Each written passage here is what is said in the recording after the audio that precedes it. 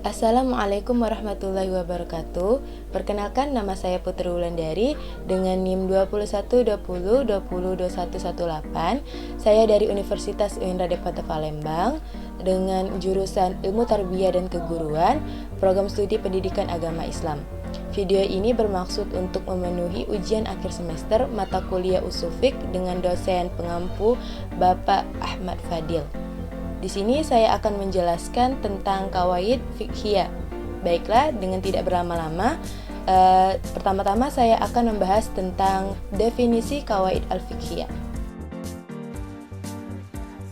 Kawaid adalah bentuk jamak dari kaidah yang artinya landasan, fondasi, asas, dan prinsip. Jadi, kawaid adalah sesuatu yang mendasarkan atau menghubungkan sesuatu menjadi satu kesatuan, sedangkan fikih merupakan nisbah dari bentuk fikih tersebut. Jadi, secara bahasa, kawaid fikih adalah dasar-dasar atau fondasi dari hukum fikih tersebut.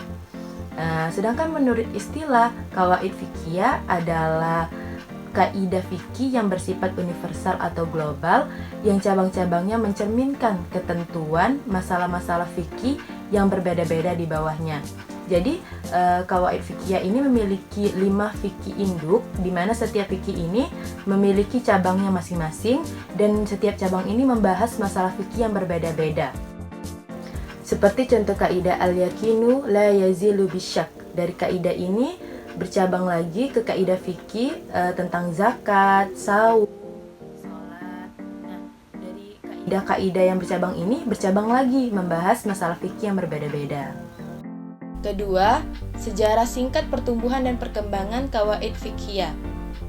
Pertama, periode Rasul dan sahabat. Pada masa ini setiap permasalahan kembali kepada Nabi Muhammad SAW.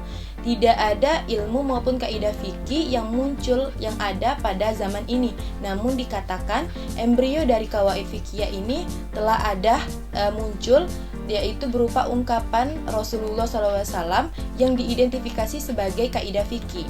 Selanjutnya periode kodifikasi, di mana rentang waktunya dari 3 sampai 12 Hijriyah, banyak para tokoh-tokoh yang muncul yang melakukan kodifikasi kaidah-kaidah fikih tersebut, seperti Imam Abu Thohir yang menghasilkan 17 kaidah fikih. Dan imam-imam setiap mazhab, 4 mazhab yang terkenal itu melakukan kodifikasi kaidah fikih ini dan menghasilkan banyak karya kaidah-kaidah fikih. Selanjutnya, yang ketiga, ruang lingkup kawaid fiqhiyah.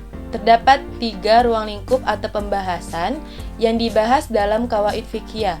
Yang pertama, hukum fikih hasil istinbat. Kawaid fiqhiyah tidak menghasilkan hukum fikih baru, melainkan mengkaji hukum fikih yang dihasilkan oleh para ulama, kemudian dicari titik temu dan diikat pada satu kaidah.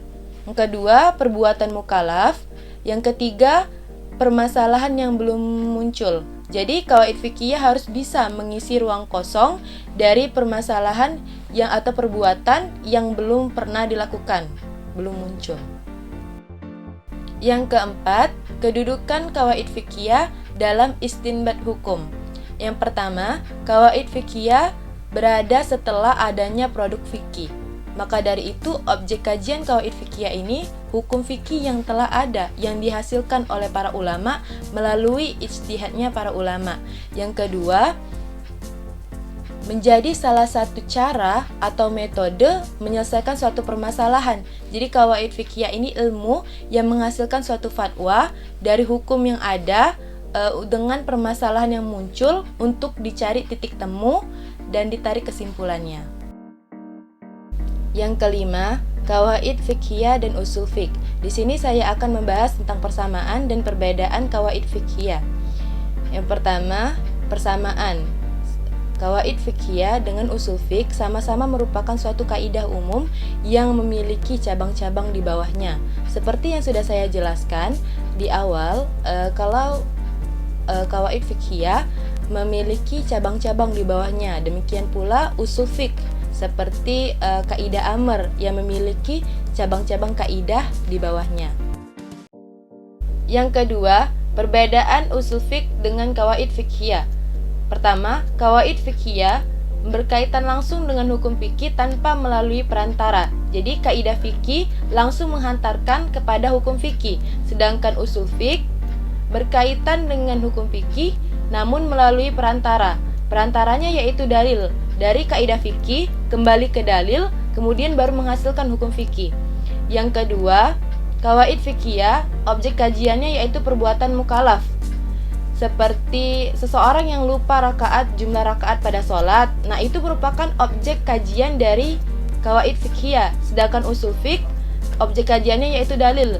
Datang sebuah nas yang umum ataupun khusus, nah bagaimana cara memperlakukannya. Nah itu merupakan objek kajian usul fiqh. Yang ketiga, usul fiqh lebih dahulu menghantarkan mujtahid menghasilkan hukum fikih. Dari suatu nas, seorang mujtahid mengkaji, kemudian menghasilkan hukum fikih. Sedangkan qawaid merangkum, mengklasifikasikan hukum fikih yang dihasilkan dari istinbat. Dari hukum fikih yang dihasilkan oleh usul fiqh, kemudian diklasifikasikan untuk diterapkan atau diaplikasikan pada masalah-masalah fikih. Yang keempat, usul fiqh lebih dahulu dikaji oleh seorang mujtahid dibandingkan qawaid, karena usul fiqh merupakan senjata utama seorang mujtahid dalam menghasilkan hukum dari suatu nas atau Al-Quran. Yang terakhir, yaitu yang keenam, tujuan mempelajari qawaid fiqhiyah.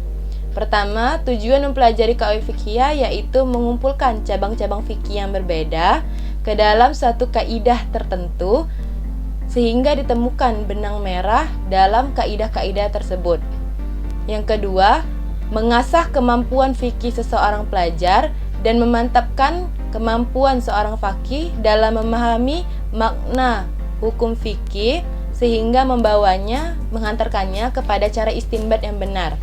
Ketika seorang belajar hukum fikih, sejatinya menghafal pendapat para ulama, sehingga ketika mempelajari qawaid fiqhiyah lebih memantapkan kemampuan fikih orang tersebut karena memandangnya dari sisi kaidahnya.